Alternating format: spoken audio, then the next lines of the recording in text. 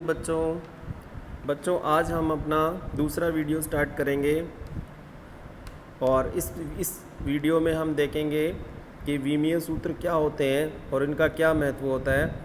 तो सबसे पहले हम भौतिक राशियों के विमीय सूत्र बनाना सीखेंगे। तो सबसे पहले आपको मैं बताता हूँ कि विमीय सूत्र होता क्या चीज़ है।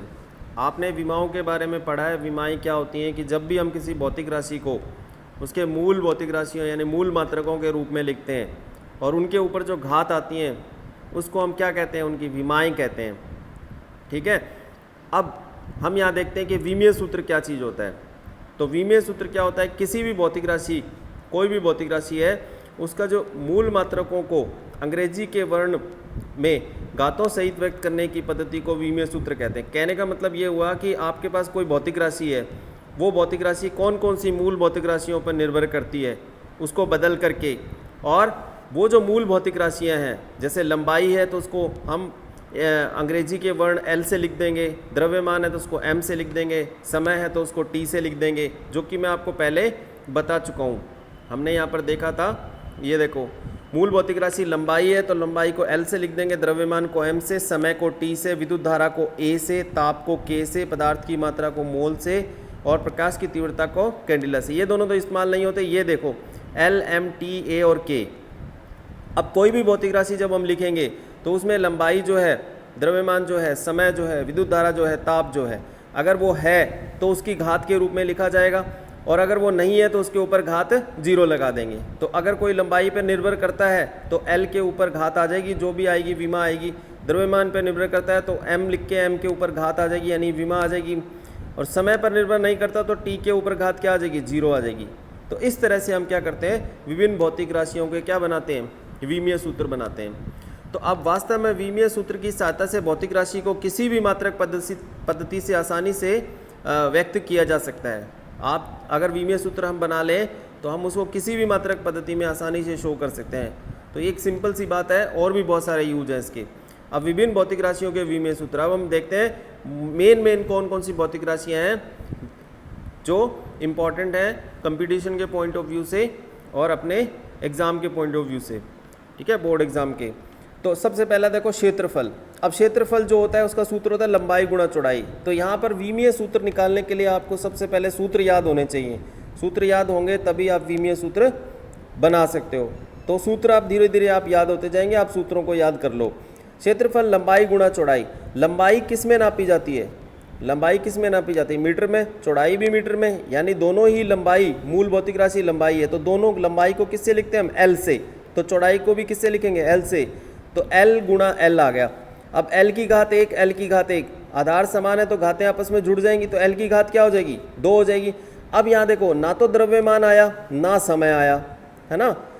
इसके अलावा और भी बहुत सी भौतिक राशियाँ हैं जो इसमें मूल भौतिक राशियाँ नहीं है, लेकिन हम MLT के रूप में लिखते हैं, सिंपल। तो M नहीं आया तो M की घात 0 लगा दी, L की घात क्या हुई, 2 हुई, और T भी नहीं आया तो T की घात 0 लगा दी, और उसके बाद हम एक ब्रैकेट लगा देते हैं इस तरह से। ये बन गया क्षेत्रफल का विमीय सूत्र। ठीक है, अब आप चाहो तो इसको मात्रक पद्धति की सहायता से आप इसका क्या लिख सकते हो, मात्रक लिख सकते हो। जैसे हम SI या MKS में लिखना चाहते हैं तो हम M क्या है, द्रव्यमान, द्रव्यमान को किस में लिखेंगे, kg। तो kg की घात क्या होगी, 0। इसका मतलब ये द्रव्यमान पर निर्भर नहीं करती भौतिक राशि। L दूरी है, दूरी को किस में लिखते हैं, इसमें मीटर में, तो इसके ऊपर घात 2 है तो यहाँ भी घात 2 लग गई।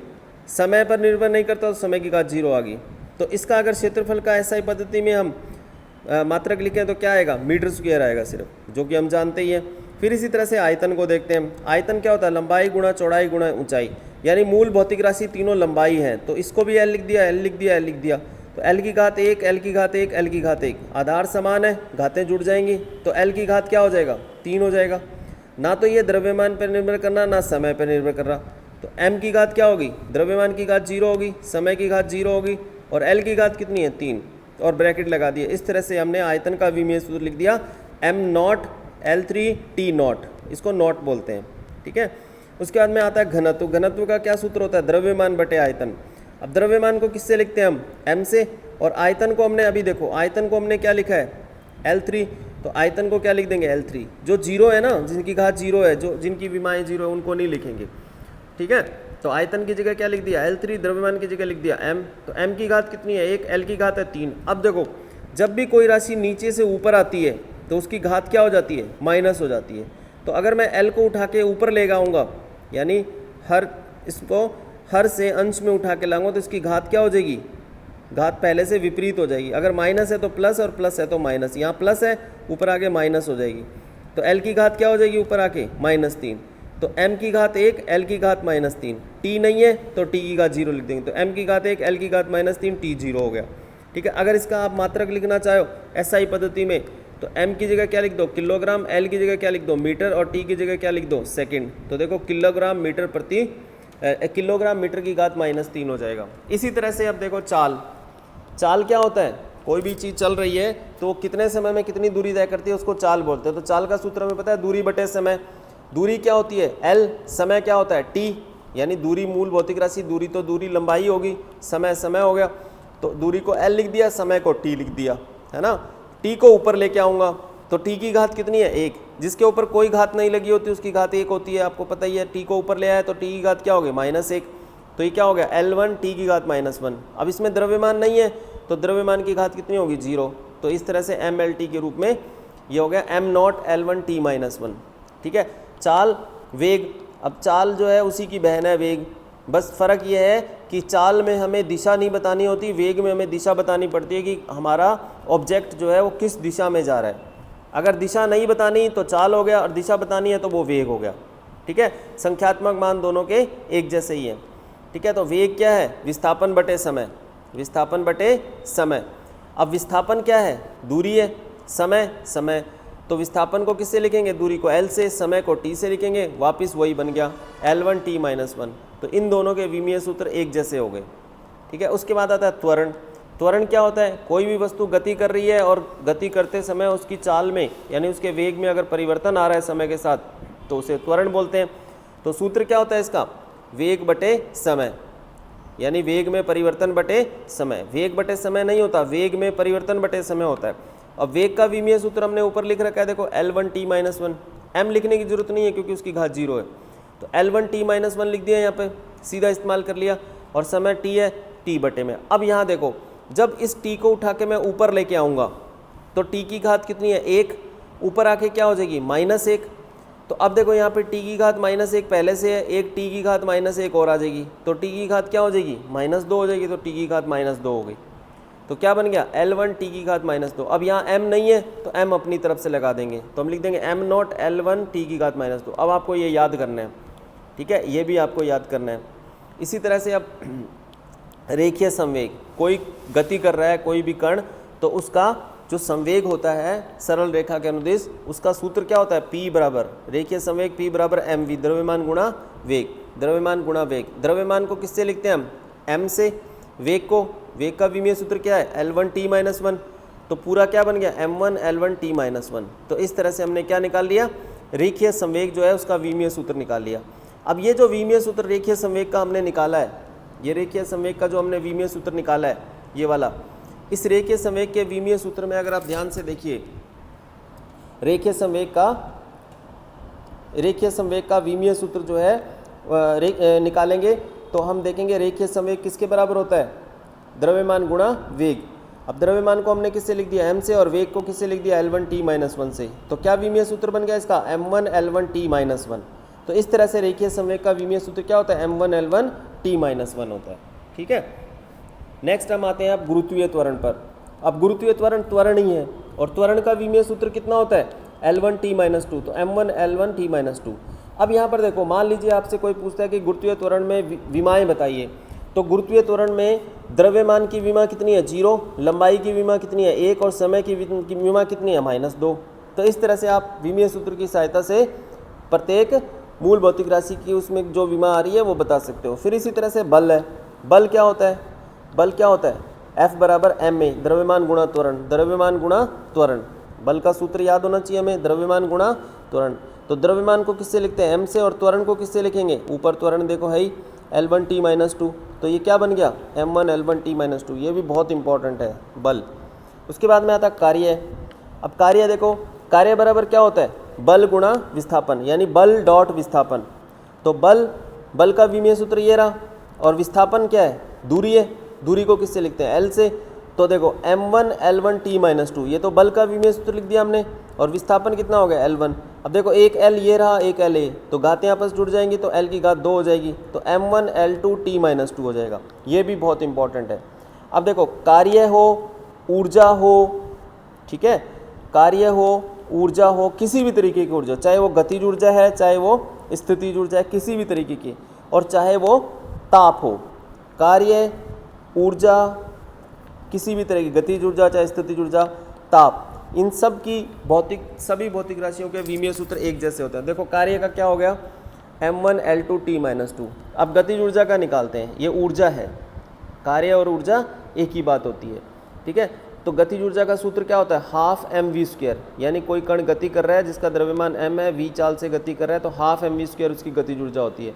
अब देखो जो संख्यात्मक मान होते हैं, संख्यात्मक मान जैसे 1/2 है, 2 है, या इसी तरह से जो ट्रिगोनोमेट्रिक फंक्शन होते हैं, ट्रिगोनोमेट्रिक फंक्शन का मतलब क्या है, sine theta, cos theta, tan theta, sec, cosec, cot, ये सब के सब जो होते हैं ये विमाहीन होते हैं, इनकी कोई विमा नहीं होती। तो 1/2 को हम छोड़ देंगे, 1/2 क्या है, विमाहीन है, बाकी द्रव्यमान और वेग है।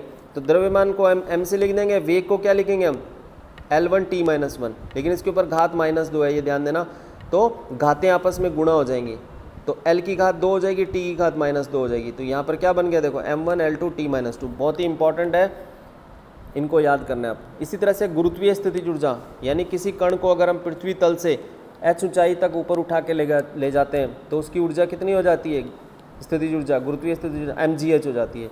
ये देखो mgh हो गया, m द्रव्यमान है, g गुरुत्वीय त्वरण है, h क्या है, ऊंचाई यानी दूरी है। तो m की जगह हम क्या करेंगे, m की जगह, द्रव्यमान की जगह m लिख देंगे, गुरुत्वीय त्वरण L1 t-2 होता है, ऊंचाई क्या है, लंबाई है, तो L हो गया, ठीक है ना। ऊंचाई को किस में नापेंगे, मीटर में ही नापेंगे, और मीटर में किसको नापते हैं हम, कौन सी भौतिक राशि मीटर में नापती है, कौन सी भौतिक राशि है जो मीटर में नापती है, लंबाई, ठीक है, तो L लिख दिया उसकी जगह। तो देखो m1 है, ठीक है, अब L1 और 1 2 हो गए, तो L की घात 2 हो गया, T की घात -2 है। इस तरह से गुरुत्वीय स्थितिज ऊर्जा निकाल ली। फिर आता है शक्ति। शक्ति क्या करते हैं, किसे कहते हैं, कार्य करने की दर को शक्ति कहते हैं, यानी कार्य बटे समय, उसको शक्ति कहते हैं। तो कार्य बटे समय, कार्य का विमीय सूत्र ये रहा, m1 L2 t-2, दोबारा निकालने की जरूरत नहीं है, सीधा याद रखो। तो ये भी आपको समय की जगह क्या रख दिया हमने, t की घात 1 है। जब ये ऊपर जाएगा तो t की घात क्या हो जाएगी, -1, वो -1 यहाँ चला जाएगा, तो t की घात कितनी होगी, -2 -1, कितना हो गया ऊपर, t की घात -3 होगी, ये हो गया। तो m1 L2 t की घात -3 हो गया। 13 नंबर तक जितनी भी भौतिक राशियां मैंने बताई हैं उनके सबके विमीय सूत्र आपको सीधे याद होना चाहिए, तभी आप आगे विमीय सूत्र निकाल पाओगे। अगर उनको याद नहीं रखोगे तो फिर आगे विमीय सूत्र निकालने के लिए आपको बार बार उन भौतिक राशियों के विमीय सूत्र निकालने पड़ेंगे जो स्टार्टिंग में हमने निकाले हैं। तो आप कार्य, ऊर्जा, शक्ति तक आपको सभी विमीय सूत्र याद होने चाहिए। अब अगला आता है आवेग। आवेग क्या होता है, आवेग इम्पल्स होता है।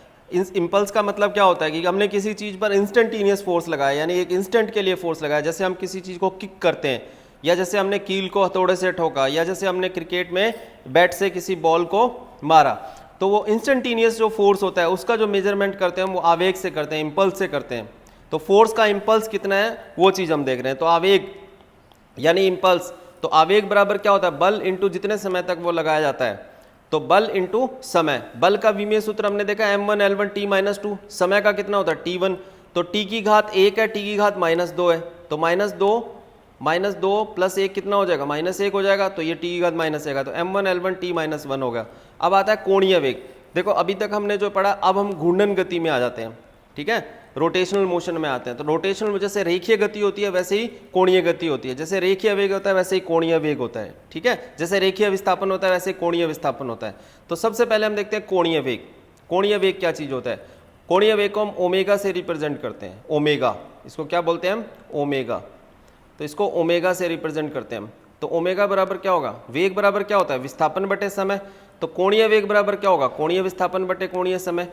तो मान लीजिए कोई कण है, यहाँ पर है, वो किसी वृत्त के पथ पर घूमता हुआ ऐसे चलता है और वापस यहाँ आ जाता है, तो वो अपने सेंटर पे जो कोण बनाता है किसी भी समय, उसको हम उसका कोणीय विस्थापन बोलते हैं। जैसे कण यहाँ से यहाँ तक गया, ठीक है। तो ये तो उसका रेखीय विस्थापन हो गया, लेकिन उसकी जो जिस वृत्त पर वो घूम रहा है उस वृत्त की त्रिज्या जो केंद्र पर कोण बनाती है उसको उसका कोणीय विस्थापन बोलते हैं। हम इसको दूसरे तरीके से ऐसे भी बोल सकते हैं कि कोई भी आर्च, इस तरह से हमने एक आर्च लगाया ये, ठीक है ना, ये जो आर्च है ये यहाँ पर जो एंगल बनाता है इसको हम इसका कोणीय विस्थापन बोलते हैं। तो कोणीय विस्थापन बटे समय। अब कोणीय विस्थापन जो है, कोणीय विस्थापन जो राशि है ये विमाहीन राशि है। आपको ध्यान होगा ये व्युत्पन्न भौतिक राशि सॉरी ये जो है पूरक भौतिक राशि होती है और ये विमाहीन होती है। इसका मात्रक तो होता है रेडियन, लेकिन इसकी विमा नहीं होती। बटे में समय है तो समय को टी लिख दिया तो टी ऊपर आ जाएगा। अब जितनी भी विमाहीन राशियां होती हैं उनकी जगह हम जब विमीय सूत्र लिखा होगा या तो हम लिख देंगे am naught L not T not, या हम उसकी जगह सिर्फ 1 लिख देंगे। तो हम इसकी जगह 1 लिख देते हैं और टी को ऊपर ले जाते हैं तो टी की घात क्या हो गया -1, क्योंकि ऊपर जाएगा तो घात माइनस हो जाएगा। एम नहीं है एल नहीं है तो am naught L not T की घात -1। तो इस तरह से कोणीय वेग का विमीय सूत्र क्या बना, am naught L not T -1। अब आ जाओ घूर्णन आवर्ती। घूर्णन आवर्ती का मतलब चक्कर प्रति सेकंड से होता है। कोई भी चीज़ चक्कर लगा रही है या कोई भी रिपीटिशन है, मान लीजिए किसी भी चीज़ में फ्रीक्वेंसी है तो उस फ्रीक्वेंसी से रिलेटेड टर्म है। जैसे पंखा घूम रहा है कि एक सेकंड में कितने चक्कर लगाता है, 1 मिनट में कितने चक्कर लगाता है, वो घूर्णन आवर्ती होती है। तो एफ से लिखते हैं हम उसको, तो चक्कर बटे सेकंड। अब चक्कर क्या है, चक्कर तो कोई भौतिक राशि होती नहीं है तो इसकी जगह तो 1 आ जाएगा, सेकंड का टी लिख देंगे, ठीक है ना। तो देखो मात्रक ही ना चक्कर तो ठीक 1 और समय क्या हो गया टी ऊपर जाएगा तो टी की घात -1 हो जाएगी। तो am naught L not T की घात -1 हो गया। देखो दोनों के विमीय सूत्र एक जैसे ही हुए। फिर आता है कोणीय त्वरण। अब कोणीय त्वरण क्या होगा, कोणीय वेग बटे समय है ना, कोणीय वेग बटे समय। त्वरण क्या होता है, वेग बटे समय होता है, पीछे हमने देखा था। तो कोणीय वेग क्या होगा, कोणीय वेग बटे समय। अब कोणीय वेग क्या होगा, कोणीय वेग तो हमने अभी निकाला था, क्या निकाला था, am naught L not T -1 और समय क्या होता है t1। तो ये ऊपर जाएगा, जब ये ऊपर जाएगा तो ये घात ऊपर जाके -1 हो जाएगी। तो टी की घात क्या हो जाएगी ऊपर -2, टी की घात -2 होगी। ना इसमें m है ना इसमें l है, तो m की घात 0 l की घात 0, am naught L not T की घात -2 होगा। इस तरह से हमने देखा। फिर आता है बल आघूर्ण। बल आघूर्ण क्या चीज़ है, जब हम किसी चीज़ पे बल लगाते हैं और वो किसी अक्ष के परिधि घूमने लग जाती है उसको बल आघूर्ण कहते हैं। बल आघूर्ण का उदाहरण है जैसे मान लीजिए हम दरवाजा या खिड़कियां खोलते हैं तो हम उस पर बल लगाते हैं, लेकिन खिड़की या दरवाजे क्या होते हैं अपने पिवट पर यानी अपने कब्जों के प्रति वो घूर्णन करते हैं, किसी अक्ष के प्रति घूर्णन करते हैं, तो उसको बोलते हैं बल आघूर्ण। तो बल आघूर्ण जो होता है वो क्या होता है, बल आघूर्ण वो चीज़ होती है जब किसी चीज़ को हम किसी अक्ष के परिधि बल लगा के घुमाते हैं, उसको बल आघूर्ण बोलते हैं। तो बल आघूर्ण किसके बराबर होता है, वो बल आघूर्ण होता है बल इंटू बल की घूर्णन अक्ष से लंबवत दूरी। ये भी आगे चल करके आ जाएगा, एक बार सूत्र याद करो, बल इंटू घूर्णन अक्ष से लंबवत दूरी यानी घूर्णन भुजा भी बोलते हैं। तो बल का विमीय सूत्र क्या है, m1 l1 t -2 और घूर्णन भुजा यानी लंबाई का क्या होता है l1।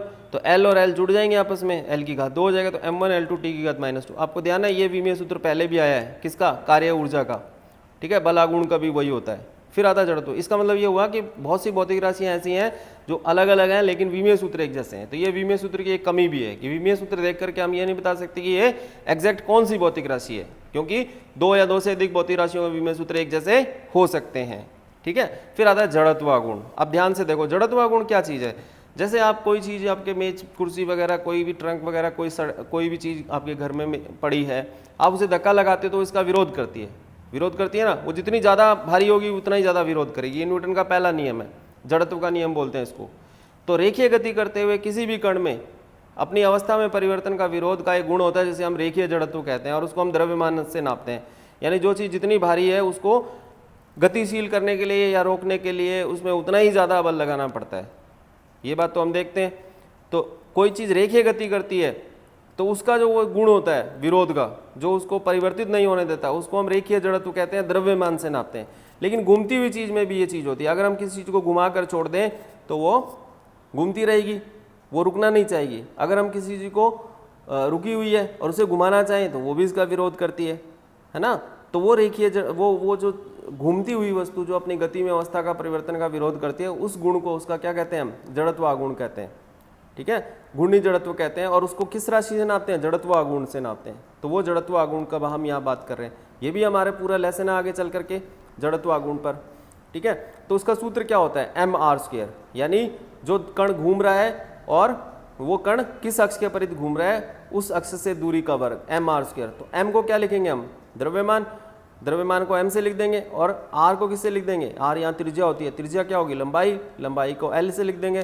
तो क्या बन गया m1 l2 t इसमें है नहीं तो t की घात 0 हो जाता है। इसी तरह से नेक्स्ट देखते हैं हम। अब देखो कोणीय संवेग, कोणीय संवेग क्या है? कोणीय गति से संबंधित राशि है। कोई कण जब किसी अक्ष के परिधि चक्कर लगा रहा है, किसी वृत्ताकार पथ पे घूम रहा है, तो वहां उसका कोणीय संवेग क्या होता है? mvr, उसका द्रव्यमान, उसका वेग और उसकी घूर्णन त्रिज्या, मतलब उसके अक्ष, जिस अक्ष के परिधि वो घूम रहा है उस पथ की त्रिज्या है। तो m द्रव्यमान हो गया, v वेग हो गया, r त्रिज्या। द्रव्यमान, वेग और त्रिज्या। द्रव्यमान को किससे लिखेंगे? m से, ठीक है। वेग को किससे लिखेंगे? L1 t-1 से। त्रिज्या को लंबाई है तो L से लिख देंगे। तो ये कितना बन गया? m1, फिर L मिलकर L2 हो गया और t की घात -1 हो गया। तो इस तरह से m1 L2 t की घात -1 हो गया। ये कोणीय संवेग हो गया, ये भी इंपॉर्टेंट है। फिर आता है प्रतिबल। प्रतिबल, विकृति, ये किस में आते हैं? ये उसके अंदर आते हैं, प्रत्यास्था के अंदर, ठीक है ना। ये पदार्थों के गुण हैं। पदार्थ जो होता है अपनी अवस्था में परिवर्तन का विरोध करता है, उससे संबंधित राशियां हैं। ये भी हमारे सिलेबस में है। तो प्रतिबल क्या होता है? प्रतिबल का मतलब होता है बल बटे क्षेत्रफल। दाब होता है जो, सेम वही। प्रतिबल बराबर क्या होता है? बल बटे क्षेत्रफल। तो बल का विमीय सूत्र m1 L1 t-2, क्षेत्रफल का कितना है? L2। इसको ऊपर ले आएंगे हम, तो इसको ऊपर लाएंगे तो L की घात क्या हो जाएगी ऊपर आके? -2। पहले से L की घात 1 है, -2, 1 - 2 क्या बचेगा? -1 बचेगा। तो L की घात क्या बन जाएगी यहाँ? -1। तो m की घात 1 है, L की घात -1, t की घात -2। तो ये क्या बन गया? प्रतिबल। तो देखो, जो प्रतिबल का विमीय सूत्र है वही दाब का विमीय सूत्र होता है। अब विकृति, विकृति का क्या अर्थ होता है? विकृति का अर्थ ये होता है, जैसे मान लीजिए तुम्हारे पास एक रस्सी है, ये तांबे की एक तार है या स्टील की एक वायर है, आपने इस पर वजन लटका दिया। अब वजन लटकाओगे तो क्या होगा? ये तार थोड़ी सी खिंच जाएगी। तो मान लीजिए पहले इसकी लंबाई L थी और वजन लटकाने के बाद इसकी लंबाई में डेल्टा L की वृद्धि होगी। डेल्टा शब्द का अर्थ होता है परिवर्तन से। डेल्टा जिसके आगे लग गया इसका मतलब उसमें छोटा सा परिवर्तन हो गया। तो अब इसकी लंबाई में कितनी वृद्धि होगी? Delta L। प्रारंभ में कितनी लंबाई थी? L। तो ये डेल्टा L बटे L जो राशि होती है, इसको बोलते हैं हम विकृति। ये विकृति कई तरीके की होती है, आगे चल करके हम इस लेसन में पढ़ेंगे इसको। तो लंबाई में परिवर्तन बटे प्रारंभ लंबाई। अब लंबाई में परिवर्तन है तो वो भी मीटर में आएगी। मान लीजिए कोई 10 मीटर लंबी थी, वो 11 मीटर की होगी, तो लंबाई में परिवर्तन कितना है? 1 मीटर। तो पीछे मीटर आया ना, मीटर मतलब लंबाई है, तो इसको भी L से लिखेंगे। प्रारंभिक लंबाई ये भी L से लिखेंगे, तो L बटे L हो गया। तो L से L कट गया, तो क्या बच गया? 1। और जब 1 बच जाता है तो इसका मतलब वो राशि क्या बन जाती है? विमाहीन, है ना। तो m0 L0 t0, यानी कहने का मतलब ये L ऊपर चला गया तो L की घात क्या होगी? 0 हो गई।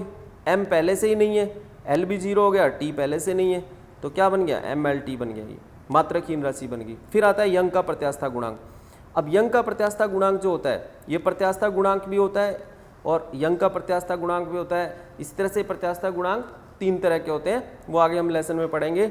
अभी हम मेन इंपॉर्टेंट पढ़ रहे हैं यंग का प्रत्यास्था गुणांक। तो ये होता है अनुदैर्ध्य प्रतिबल बटे अनुदैर्ध्य विकृति। अनुदैर्ध्य प्रतिबल बटे अनुदैर्ध्य, यानी लंबाई के अनुदिश प्रतिबल बटे लंबाई के अनुदिश विकृति। ये किससे संबंधित राशि है? ये जितनी भी तार होती हैं, वायर से रिलेटेड चीज़ है। वायर जो होती है ना, वायर, उसकी स्ट्रेंथ मेजर करने के लिए प्रत्यास्था गुणांक निकाला जाता है। तो यंग का प्रत्यास्था गुणांक y बराबर क्या हो गया? प्रतिबल बटे विकृति हो गया। प्रतिबल हमने ऊपर निकाला है m1 L-1 t-2। ये देखो m1 L-1 t-2, ये यहाँ रख देंगे, ठीक है। और विकृति का क्या होता है? मात्रकहीन है ना। तो प्रतिबल बटे यंग का प्रत्यास्था गुणांक, ये यहाँ पर सूत्र जो है ना, इसको सही करते हैं हम।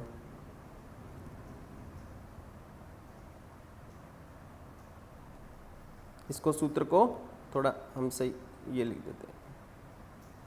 यंग का प्रत्यास्था गुणांक प्रतिबल बटे विकृति। तो प्रतिबल का मान हमने लिख दिया और विकृति ये हो गई। तो m1 L-1 t-2 हो गया। बस ये चीज़ बन गया। अब नेक्स्ट देखते हैं हम पृष्ठ तनाव। पृष्ठ तनाव क्या चीज़ होती है? पृष्ठ तनाव किससे संबंधित है? आपने देखा होगा कि जो कोई भी द्रव होता है उसकी ऊपर की जो सतह है वो ऐसे सिकुड़ने का प्रयास करती है, वो थिन मेम्ब्रेन की तरह काम करती है। मेम्ब्रेन का मतलब एक झिल्ली हमेशा सिकुड़ने का प्रयास करती है ना, तो इसी तरह से तो हर द्रव का एक गुण होता है पृष्ठ को कम से कम क्षेत्रफल रखने का। उस गुण को ही हम उसका पृष्ठ तनाव कहते हैं। तो पृष्ठ तनाव का सूत्र क्या होता है? पृष्ठ पर स्पर्श रेखीय दिशा में बल बटे लंबाई। तो बल बटे लंबाई होगा कहने का मतलब। अभी हम विमीय सूत्र निकाल रहे हैं, सिर्फ उसी पे फोकस करते हैं। तो बल बटे लंबाई, बल का विमीय सूत्र m1 L1 t-2 होता है और लंबाई L1 होता है, तो इसको उठा के ऊपर ले गए। तो ये L और ये L कट कर क्या हो गया? 1 बच गया। तो m की घात 1 बच गई, L 0 हो गया और t की घात -2। तो ये चीज़ बन गई। तो पृष्ठ तनाव का विमीय सूत्र आ गया। फिर विद्युतावेश, एक चीज़ हमेशा ध्यान रखना, जैसे ये हमने एक नॉर्मल सूत्र लिखते हैं, ये विमीय सूत्र नहीं है। इसमें t लिख रहा हूँ तो इसका मतलब समय नहीं है, समझ गए? t को हम बहुत सारी चीज़ों के लिए लिखते हैं, जैसे किसी डोरी में तनाव है उसको भी टी से लिखते हैं, ठीक है। बल को भी हम टी से लिखते हैं, टेंशन से रिलेटेड हो गया टी, तो टी समय से भी टी लिखते हैं, है ना। और इसी तरह से किसी का आवर्तकाल निकालना उसको भी टी से लिखते हैं। तो ये तो सूत्र है, ये अलग चीज़ है। विमीय सूत्र में आप देखिए, विमीय सूत्र में MLT जो है वो फेमस, जो फेमस क्या मतलब जो भी हम यूज़ करते हैं वही चीज़ होती है। तो फिर आता है विद्युत आवेश। अब हम आ गए स्थिर वैद्युतिकी में, 12th क्लास वाली भौतिक राशियों में। 12th क्लास में सबसे पहला स्थिर वैद्युतिकी लेसन जो है, अब उससे संबंधित 2-3 टर्म पढ़ेंगे हम। विद्युत आवेश, तो विद्युत आवेश क्या होती है, एक व्युत्पन्न भौतिक राशि होती है। तो आवेश बराबर क्या होता है, विद्युत धारा इंटू समय होता है। किसी तार में धारा बह रही है, कितने समय तक बह रही है, तो हम बता सकते हैं उसमें कितना आवेश बहा। तो Q बराबर IT, विद्युत धारा इंटू समय। हम जानते हैं विद्युत धारा क्या आती है, एक मूल भौतिक राशि होती है, और इसको हम किससे लिखते हैं, A से। तो इसकी घात 1 हो गई, और समय क्या हो गया, T की घात 1 हो गई, तो A1 T1 हो गया। अब ना तो इसमें द्रव्यमान है ना लंबाई है, तो M0 L0 T1 A1 हो गया। तो विद्युत आवेश का विमीय सूत्र क्या होता है, M0 L0 T1 A1। इसको याद करना है, आगे चल के ये इस्तेमाल होगा, अब बार बार इस्तेमाल होगा। अब आता है विद्युत विभव। अब विद्युत विभव क्या होता है, इकाई धनावेश को अनंत से विद्युत क्षेत्र में किसी बिंदु तक लाने में किया गया कार्य उस बिंदु पर विद्युत विभव कहलाता है। ये परिभाषा है, 12th क्लास में आप पढ़ोगे। आपने शायद 9-10th में पढ़ा होगा विद्युत विभव में विभवांतर, 10th क्लास में था ना, वही सेम चीज़ है ये। तो कार्य बटे आवेश होता है। तो कार्य का विमीय सूत्र M1 L2 T-2, और आवेश का विमीय सूत्र अभी आपने ऊपर देखो A1 T1 होता है ना। तो अब आप देखोगे यहाँ पर आपने एक चीज़ देखी होगी, एक नई भौतिक राशि इसमें हमने और ले ली। वैसे तो हम हमेशा क्या लेते हैं, MLT लेते हैं। बाकी क्यों नहीं लेते, क्योंकि बाकी पर निर्भरता ही नहीं होती। तो नॉर्मली हम M, L और T के रूप में ही विमीय सूत्र को लिखते हैं, लेकिन अब जैसे जैसे आगे की जरूरत पड़ेगी वैसे वैसे हम इसमें बढ़ाते जाएंगे, ठीक है। तो अब आवेश क्या हो गया, A1 T1 हो गया। अब देखो T को ऊपर ले जाऊंगा तो T की घात -1 हो जाएगी, तो T की घात -2 और -1 कितना हो जाएगा, T की घात -3 हो गया। इस तरह से A को ऊपर ले जाऊंगा, A की घात -1 हो जाएगी, तो A की घात ऊपर जाके -1 हो गए। तो विद्युत विभव का क्या बन गया विमीय सूत्र, M1 L1 T1 T की घात -3 A की घात -1 हो गया विद्युत विभव का। इसको भी अच्छी तरह से रट्टा मारना है। फिर उसके बाद में नेक्स्ट आता है इसमें धारिता। धारिता क्या चीज़ होती है, किसी भी चालक द्वारा आवेश एकत्रित करने की जो क्षमता होती है उसको धारिता कहते हैं। तो धारिता क्या है, कोई चालक अपने ऊपर कितना आवेश इकट्ठा कर सकता है उसका माप है। तो कोई चालक अपने ऊपर कितना आवेश इकट्ठा कर सकता है उसको हम ज्ञात करने के लिए उसका हम धारिता का सूत्र यूज़ करते हैं, आवेश बटे विभव या विभवांतर। अब आवेश बटे विभव या विभवांतर, वैसे तो आवेश और विभव दोनों के विमीय सूत्र हमें पता है, ठीक है, लेकिन हम क्या करते हैं विभव को इसके मूल सूत्र में बदलते हैं, कार्य बटे आवेश। तो आवेश बटे में तो आवेश ऊपर जाके आवेश गुणा आवेश, आवेश स्क्वायर हो गया और कार्य हो गया। आवेश का विमीय सूत्र क्या होता है, A1 T1 होता है, तो A1 T1 स्क्वायर लगा हुआ है, ऊपर स्क्वायर लगा दिया। कार्य का विमीय सूत्र क्या होता है, M1 L2 T-2 होता है। अब देखो M अपॉन में M ऊपर जाएगा तो M की घात क्या हो जाएगी, -1। L नीचे है, L ऊपर जाएगा तो L की घात -2 हो गया। और ये T नीचे है, ये T ऊपर जाएगा तो T की घात -2 है, तो ऊपर जाके +2 हो जाएगी। अब T की घात 2 और T की घात 2, T की घात क्या हो गया, 4 हो गई, और A की घात कितनी हो गई, यहाँ 2 हो गई। तो M-1 L -2 T4 A2 हो गया। तो ये धारिता का विमीय सूत्र हो गया। फिर आता है पदार्थ का अपवर्तनांक। अब ये अपवर्तनांक किससे संबंधित राशि है, कोई पारदर्शी माध्यम में से जब प्रकाश गुजरता है तो उसकी चाल परिवर्तित हो जाती है, और उसकी चाल परिवर्तित हो जाती है तो उसकी जो चाल का रेशो होता है उसका ये माप होता है। तो अपवर्तनांक की सहायता से हम किसी भी पारदर्शी माध्यम की प्रकाशिक गुणों का अध्ययन करते हैं, ठीक है।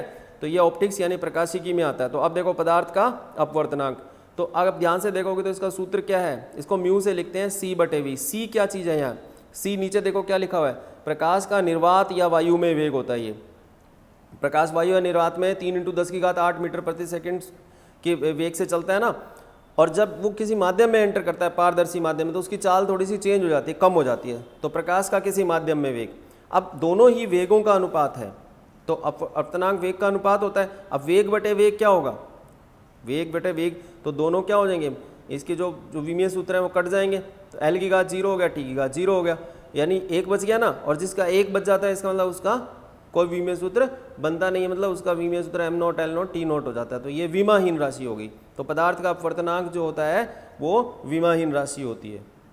नेक्स्ट आते हैं गुरुत्वाकर्षण का सार्वत्रिक नियतांक, मोस्ट इंपॉर्टेंट है, ठीक है। इसको आप क्रैम कर लो तो ज़्यादा ठीक रहेगा, बाकी आप निकाल भी सकते हो, ठीक है। क्रैम किया होता तो सीधा आ जाता है।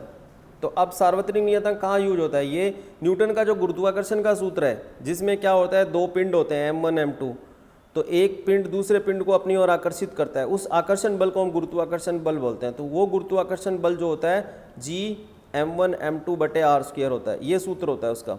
G यहाँ गुरुत्वाकर्षण का सार्वत्रिक नियतांक, सार्वत्रिक का मतलब ये है कि पूरे ब्रह्मांड में G का मान जो होता है, कैपिटल G का मान वो नियत रहता है, ठीक है। और m1 m2 ये द्रव्यमान है, वो जो दो कणों के बीच में ये बल दिखा रहे हैं, और r क्या है, उनके बीच की दूरी है। तो इस तरह से अगर हम G का मान निकालें तो G का मान क्या बनता है फिर, F गुणा r² बटे m1 m2। F बल है, r दूरी है, m1 m2 द्रव्यमान है। तो अब इन सबको अगर हम रखते हैं मूल भौतिक राशियों में, तो बल दूरी का वर्ग द्रव्यमान का वर्ग, तो बल का विमीय सूत्र m1 L1 t-2 है, दूरी का L होता है तो L² हो गया, द्रव्यमान का m है तो m² हो गया। m को ऊपर लेके जाएंगे तो इसकी घात 2 है, ऊपर जाके -2 हो जाएगी, तो 1 - 2 क्या हो जाएगा, -1। तो देखो m की घात -1 आ गया। L की घात 2 है, L की घात 2 है, L की घात 1 है, तो L की घात क्या हो गया, 3 हो गया। T की घात -2 T, ये बहुत इंपॉर्टेंट है, m-1 L3 t-2 हो गया। इस तरह से विमीय सूत्र आ गया। फिर आता है श्यानता गुणांक। अब ये जो मैं आपको बता रहा हूँ ये सारे के सारे नियतांक हैं, और मोस्ट कॉमन यूज ये हैं नियतांक, ठीक है ना। तो ये जो नियतांक हैं, इन नियतांकों का बहुत ज़्यादा इस्तेमाल किया जाता है एग्जाम में, मोस्टली यही क्वेश्चन आते हैं सभी कंपटीशन एग्जाम्स में, इनकी वेटेज सबसे ज़्यादा होती है। फिर श्यानता गुणांक आता है। श्यानता गुणांक किससे संबंधित है, किसी भी द्रव में जब कोई चीज़ गति करती है, कोई कण गति करता है या द्रव की परतों के बीच में हम बात करें गति की, तो वहाँ पर क्या लगता है, एक अवरोधी बल लगता है। उस अवरोधी बल को हम श्यान बल बोलते हैं, ठीक है। तो द्रव जितना गाढ़ा होता है ये श्यान बल उतना ही ज़्यादा होता है, द्रव जितना तरल होता है ये श्यान बल उतना ही कम होता है। तो उसी में एक राशि आती है श्यानता गुणांक, जो कि द्रव के उस श्यानता के गुण को व्यक्त करती है। तो श्यानता गुणांक का मान क्या होता है, श्यान बल बटे 6 पाई RV, ठीक है। ये सूत्र होता है श्यान बल, स्टोक्स प्रमेय से आता है, F बराबर 6 पाई ईटा RV। यहाँ ईटा जो है वो नियतांक है जिसे हम श्यानता गुणांक कहते हैं, और यहाँ से ईटा को अलग कर लिया और 6 पाई RV को अपॉन में ले गए, तो ये सूत्र बन गया। ये सूत्र भी आप आगे चल के आ जाएगा, अभी आप याद कर लो एक बार, ठीक है। तो बल का विमीय सूत्र, बल का विमीय सूत्र लिख दिया यहाँ पर। विमाहीन राशि है 6 पाई, मैंने बताया था ना 6 पाई, 6 विमाहीन है, पाई भी विमाहीन राशि है, ठीक है। तो ये विमाहीन होगी, विमाहीन की जगह हम 1 लिख देते हैं। r दूरी होगी, तो दूरी की जगह हमने त्रिज्या मतलब दूरी हो गई। v क्या है, वेग है, वेग मीटर प्रति सेकंड होता है, तो देखो दूरी की जगह ये रख दिया, ये मीटर प्रति सेकंड हो गया। अब l की घात 2 हो गई बटे में, जब ऊपर जाएगा तो l की घात क्या हो जाएगी, -2, तो 1 - 2 क्या हो जाएगा, -1, तो l की घात क्या बचेगी फिर यहाँ, -1 बचेगी। बिल्कुल क्लियर है। t के नीचे कितना है, एक ही है, t की घात -1 है, जब ये घात ऊपर जाएगी तो +1 हो जाएगी, तो -2 + 1 कितना हो गया, -1, t की घात -1 हो गया, तो m1 L -1 t -1 हो गया। तो श्यानता गुणांक का ये मान, ये भी इंपॉर्टेंट है। फिर आता है बोल्ट्जमैन नियतांक। बोल्ट्जमैन नियतांक कहाँ इस्तेमाल होता है, बोल्ट्जमैन नियतांक इस्तेमाल होता है थर्मोडाइनमिक्स में, ठीक है। थर्मोडाइनमिक्स मतलब ऊष्मागतिकी में। ऊष्मागतिकी में हम देखते हैं इसका हम यूज़ करते हैं वहाँ पर। तो इसमें क्या, बोल्ट्जमैन नियतांक का एक जगह इस्तेमाल होता है कि स्वतंत्रता की कोटियों में, कि प्रत्येक स्वतंत्रता की कोटि के संगत जो ऊर्जा आवंटित होती है, ऊष्मा ऊर्जा, वो इतनी होती है। यानी मैक्सवेल का ऊर्जा समविभाजन का एक नियम होता है, जिसमें मैक्सवेल ने बताया था कि कोई कण जितनी स्वतंत्र दिशाओं में चलता है, ऊष्मा क्या करती है, उसे प्रत्येक दिशा में इतनी ऊर्जा देती है। तो E बराबर 1/2 kBt। यहाँ kB जो है वो बोल्ट्जमैन नियतांक होता है। तो kB का मान क्या हो गया, 2E/T। 2 से तो हमें कोई लेना देना नहीं है, विमाहीन है। E ऊर्जा है तो ऊर्जा लिख दिया, T ताप है, समय नहीं है, ताप है। अब देखो ऊर्जा का m1 L2 t-2 हो गया, और ताप को किससे लिखते हैं, k से लिखते हैं। अब इसको उठा के अगर ऊपर ले जाएंगे तो k की घात क्या हो जाएगी, -1 हो जाएगी।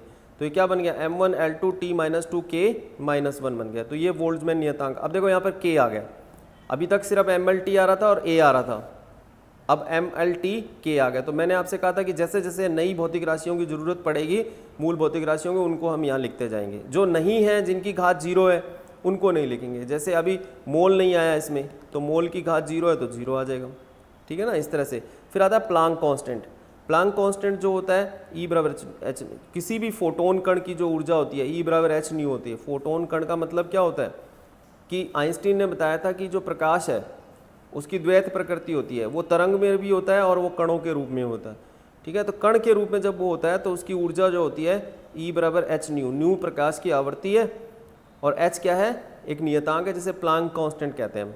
तो एच प्लांक कांस्टेंट बराबर क्या हो गया, ऊर्जा बटे आवृत्ति, ऊर्जा बटे आवृत्ति।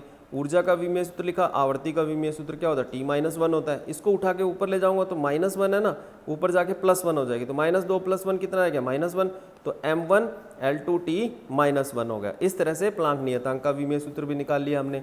अब आता है प्रतिरोध, ये भी बहुत इंपॉर्टेंट है। प्रतिरोध क्या होता है, R बराबर V बटे I, ओम का नियम है ना, V समानुपाती I।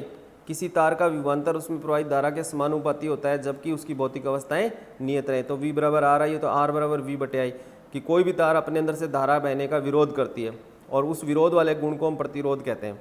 तो उसका मान कितना होता है, V बटे I। कितना विभवांतर लगाया, कितना धारा, ज़्यादा विभवांतर लगाओगे तो ज़्यादा धारा बहेगी, कम विभवांतर लगाओगे तो कम धारा बहेगी, तो विभवांतर बटे विद्युत धारा। अब विभवांतर का विमीय सूत्र हमने निकाल रखा है पहले, M1 L2T-3 A-1, और विद्युत धारा का कितना है, विद्युत धारा मूल भौतिक राशि है तो उसको ऐसे का ऐसे A लिख दिया हमने। अब इसको जब उठा के मैं ऊपर ले जाऊंगा तो इसकी घात 1 है, ऊपर जाके -1 हो जाएगी, तो A की घात -2 हो जाएगा, ऊपर A की घात -2 हो गया, तो M1 L2T-3 A की घात -2 हो गया।